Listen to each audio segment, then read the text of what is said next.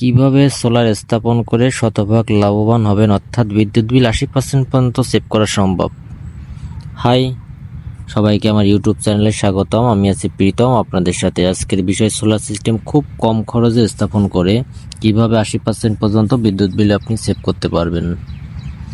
অর্থাৎ আপনার বিদ্যুৎ বিল যদি হয়ে থাকে 1000 টাকা, তাহলে আপনার প্রতি মাসে আসবে 2 থেকে 300 টাকা। এই প্রসেসটা খুবই সহজ। আমার কথাগুলো মনোযোগ সহকারে শুনুন এবং দেখুন, তাহলে অবশ্যই বুঝতে পারবেন। আমরা সাধারণত যে কাজটা করি, আমরা বাজার থেকে একটা আইপিএস একটা ব্যাটারি কিনে নিয়ে আসি, সেইটার সংযোগ দিয়ে দিই বাড়িতে। সেক্ষেত্রে কী হয়, আমাদের বিদ্যুৎ বিল আরও বেশি বৃদ্ধি পায়। অর্থাৎ একটা ব্যাটারি চার্জ করতে গেলে অনেক বেশি এম্পিয়ার প্রয়োজন।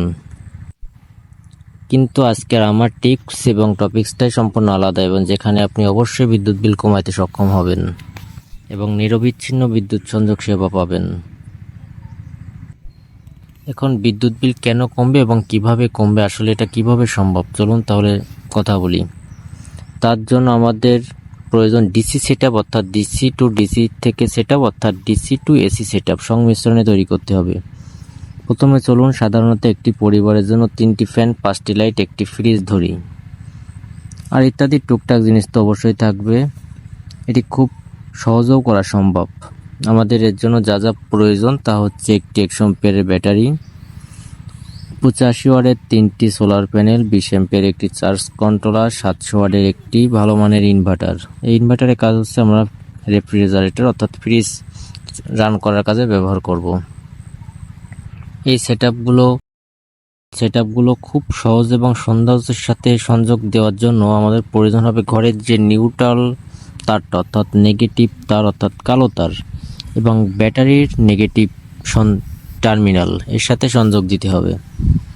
আর পজিটিভ তারটা, ঘরে যদি আইপিএস এর তারটা না থাকে তাহলে হলুদ হতে পারে, যে কোনো কালারেরই হতে পারে, সেই কালারের সাথে ব্যাটারি পজিটিভ টার্মিনালটা সংযোগ দিতে হবে।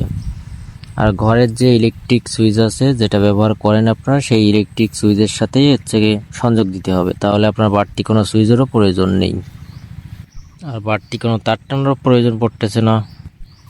আর সুইচ বোর্ড থেকে একটি তারের সংযোগ রেখে দিতে হবে, যেটি আপনি ফ্যান চালানোর জন্য ব্যবহার করবেন। আর এই যে ইনভার্টারের সংযোগটা, যেখানে আপনি ফ্রিজ ব্যবহার করবেন সেখানে এই সংযোগটা দিয়ে দিবেন। খুবই সহজ মাধ্যম। এখানে আমরা যে টিক্সটা ব্যবহার করেছি, সেই টিক্স হচ্ছে বৈদ্যুতিক বাতির জায়গায় সোলারে বাতি ব্যবহার করা, এবং ইলেকট্রিক ফ্যানের জায়গায় সোলারে ফ্যানটা ব্যবহার করা, আর ফ্রিজটা ইনভার্টারের মাধ্যমে রান করা।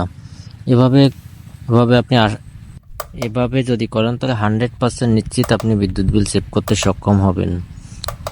যদি স্থায়িত্বের কথা বলেন, তবে ব্যাটারি 7 থেকে 8 বছর ব্যবহার করতে পারবেন, সোলার প্লেট 20 থেকে 25 বছর। আমার পরামর্শ হচ্ছে বিদ্যুৎ বিল সেভ করা এবং কোন উপায়ে টাকা সেভ করা যায় সেটাই পরামর্শ। যদি কেউ বুঝে থাকেন তাহলে তো খুবই ভালো, যদি কেউ না বুঝে থাকেন তাহলে কমেন্টে আমাকে লিখে যাবেন, আমি অবশ্যই সবার রিপ্লাই দেব। ধন্যবাদ অনেক পুরো ভিডিও দেখার জন্য।